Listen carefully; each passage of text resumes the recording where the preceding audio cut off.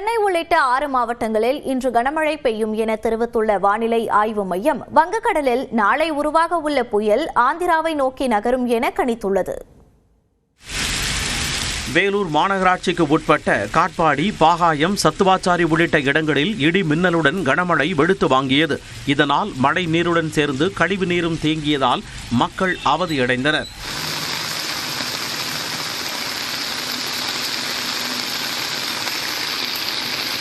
விழுப்புரம் மாவட்டத்தில் 2 நாட்களாக மழை ஓய்ந்திருந்த நிலையில் நேற்று விழுப்புரம், கோலியனூர், முண்டியம்பாக்கம், விக்கிரவாண்டி, வடவனூர், அரசூர் சுற்றுவட்டார பகுதிகளில் மிதமான மழை பெய்தது.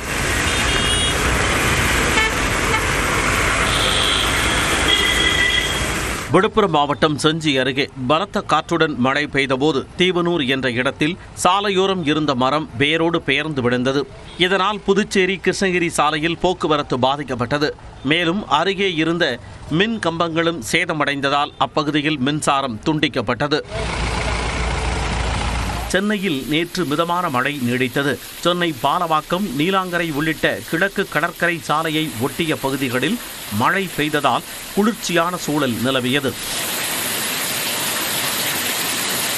இதேபோல சென்னையை அடுத்த ஆவடியில் விட்டு மிதமான மழை நீடித்தது. தற்காலிக பேருந்து நிலையத்தில் போதுமான அளவுக்கு மேற்கூரை இல்லாததால் மாணவ மாணவியர் மழையில் நனைந்தபடி நிற்கும் நிலை ஏற்பட்டது.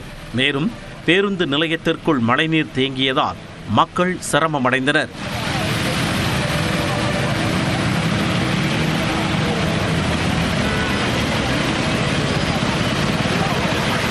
இந்நிலையில் தமிழ்நாட்டில் இன்று 6 மாவட்டங்களில் கனமழை பெய்யக்கூடும் என வானிலை ஆய்வு மையம் கணித்துள்ளது. சென்னை, செங்கல்பட்டு, திருவள்ளூர், காஞ்சிபுரம் ஆகிய மாவட்டங்களிலும், ராணிப்பேட்டை, விழுப்புரம் மாவட்டங்களிலும், புதுச்சேரியிலும் இன்று கனமழைக்கு வாய்ப்பு உள்ளதாக தெரிவித்துள்ளது. மேலும் சென்னை, திருவள்ளூர் மற்றும் ராணிப்பேட்டை ஆகிய மாவட்டங்களில் நாளை மிக கனமழை பெய்ய வாய்ப்புள்ளதாகவும் குறிப்பிட்டுள்ளது. மத்திய மேற்கு மற்றும் வடமேற்கு வங்கக்கடல் பகுதிகளில் மணிக்கு 100 கிலோமீட்டர் வேகம் வரை சூறைக்காற்று வீசக்கூடும் என்பதாலும், தென்மேற்கு, தென்கிழக்கு மற்றும் மத்திய வங்கக்கடல் பகுதிகளில் மணிக்கு 80 கிலோமீட்டர் வேகம் வரை சூறைக்காற்று வீசக்கூடும் என்பதாலும் மீனவர்கள் அந்த பகுதிகளுக்கு செல்ல வேண்டாம் என அறிவுறுத்தியுள்ளது. இதனிடையே வங்கக்கடலில் நிலவிய காற்றழுத்த தாழ்வு பகுதி காற்றழுத்த தாழ்வு மண்டலமாக வலுப்பெற்றுள்ளது. இந்த தாழ்வு மண்டலம் இன்று ஆழ்ந்த காற்றழுத்த தாழ்வு மண்டலமாக வலுவடையும் எனவும் இந்திய வானிலை ஆய்வு மையம் தெரிவித்துள்ளது. இது நாளை புயலாக உருவாகும் எனவும், இதற்கு தாய்லாந்து பரிந்துரைத்த மோந்தா என்று பெயரிடப்படும் எனவும் தெரிவிக்கப்பட்டுள்ளது. இந்த புயல் நாளை மறுநாள் மாலை அல்லது இரவில் ஆந்திர மாநிலம் மசூலிப்பட்டினம் மற்றும் கலிங்கப்பட்டினம் இடையே காக்கிநாடாவுக்கு அருகே கரையை கடக்கும் எனவும், அப்பொழுது மணிக்கு 110 கிலோமீட்டர் வேகம் வரை சூறைக்காற்று வீசக்கூடும் எனவும் கணித்துள்ளது.